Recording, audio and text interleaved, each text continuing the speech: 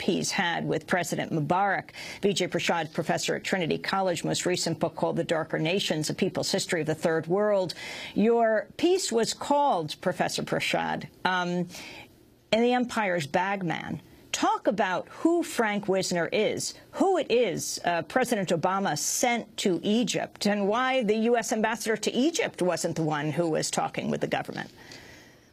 Yes, the point is a very good one, why Margaret Scobie herself was not in charge of the deliberations. Instead, President Obama turned to Frank Wisner Jr. Frank Wisner Jr. has had a 36-year career in the State Department. He's the son of Frank Wisner Sr., a man very well known at the CIA, who was the operational chief to conduct at least 3 coups d'etats, Arbenz in Guatemala, Mossadegh in Iran, and the attempted coup in Guyana. He was also, Frank Wisner Sr., the man who created Wisner's Wurlitzer, where the United States government paid journalists to go and do propaganda in Europe and in the rest of the world. Frank Wisner Jr. Had a more steady career in the State Department, was the ambassador in Egypt between 1986 and 1991.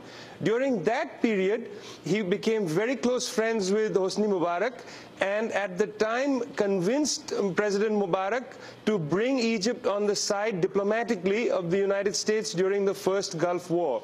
Subsequently, Frank Wisner was ambassador in the Philippines and then in India before returning to the United States, where he became essentially one of the great eminences of the Democratic Party. One of the things he did during this recent period is author a report for the James Baker Institute, where he argued that the most important thing for American foreign policy is not democracy, which they treat as a long-term interest, but stability, which is the short-term interest. So Frank Wisner Jr., a seasoned State Department official, a very close friend of Mubarak, a man more committed to stability than democracy, and yes, an employee at Patton Boggs, where one of the portfolios is for Patton Boggs to lobby on behalf of the government of Egypt.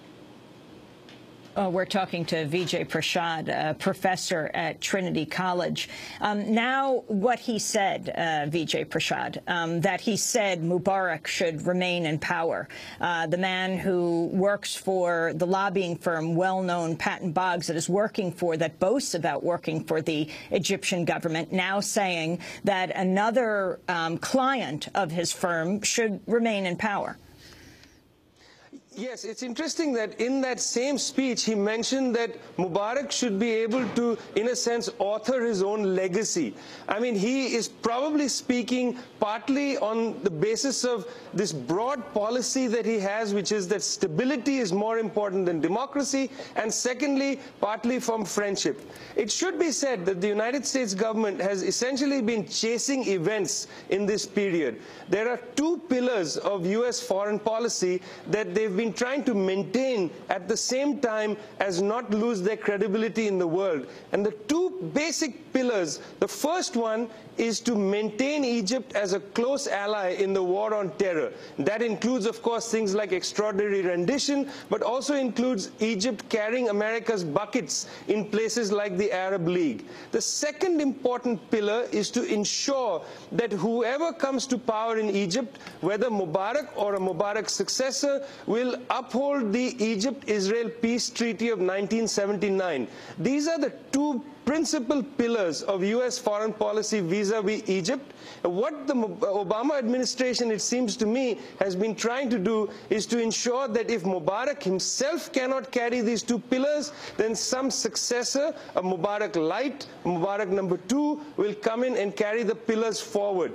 The United States does not have the best record in helping its dictatorial friends in the long term. We've seen that with Manuel Noriega. We've seen that with Saddam Hussein. So So the friendship that Frank Wisner Jr. has for Mubarak might be a little liability, but broadly put, his attitude towards Mubarak and the Mubarak regime is quite consistent with the broad outlines of the Obama policy and of the State Department. Professor Prashad, this issue of Wisner, not only what he has represented now, but coming, I mean, his father also named Frank Wisner, long lineage in the CIA family.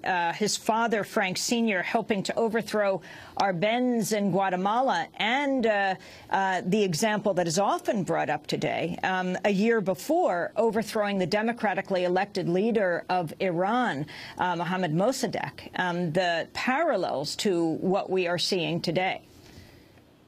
Yes, I mean, this is the tragedy of American foreign policy has been, on the one side you've had the sort of CIA operations, and on the other side you have the soft diplomacy, the kind of soft politics of the State Department. And we see that a little bit as Frank Wisner Jr. arrives in Cairo and goes to huddle with Mubarak and Omar Suleiman and others. Margaret Scobie, who essentially cast aside by American foreign policy, goes to meet el-Baradei. And this has been a big feature in American foreign policy. On the one side, you have sections in the State Department under the illusion that they are carrying forward a policy based on freedom and human rights. And on the other side, there is this much darker foreign policy apparatus conducted by the CIA special envoys, who are actually better called pro-councils, and of course the United States military. There seems to be this contradiction at work, but it may not in the end of the day be a contradiction, because on one side you can say that the iron fist is being shrouded by the velvet glove. So Margaret Scobie talking about human rights, going to see el-Baradei, talking about supporting the kind of upsurge of democracy, and on the other side, in much darker, more dangerous rooms, people like Frank Wisner, perhaps the CIA chief, discussing with Mubarak and Omar Suleiman, how do we maintain your authority and change perhaps the face of that authority before the Egyptian people and the world. And Professor Prashad, the issue of the money that the U.S. government has funneled into Egypt for decades, for the 30 years, we're talking about tens of billions of dollars. Over the weekend, France announced it would not be giving military aid to Egypt, but the U.S. had not cut off the money flow, the weapons flow, as far as we know, and of course has not called for the immediate removal of Mubarak, the immediate resignation of Mubarak. This is quite true. The Obama administration mentioned that they have been spending money on democracy promotion, but that's just in the tens to hundreds of millions of dollars over the last 30 years. $1.3 billion a year goes towards military. Most of that goes towards subsidizing essentially the security apparatus of the Mubarak regime. So all the thugs that you see beating ordinary protesters, civil liberties people, etc., they are being essentially subsidized by the United States Exchequer. You saw pictures from Tahrir Square of people holding tear gas canisters on which was written the words "Made in the USA." So this is very frustrating for people in the region to watch this subvention. On the one side, Israel being funded by the United States, on the other side, Egypt. This money is not going to end.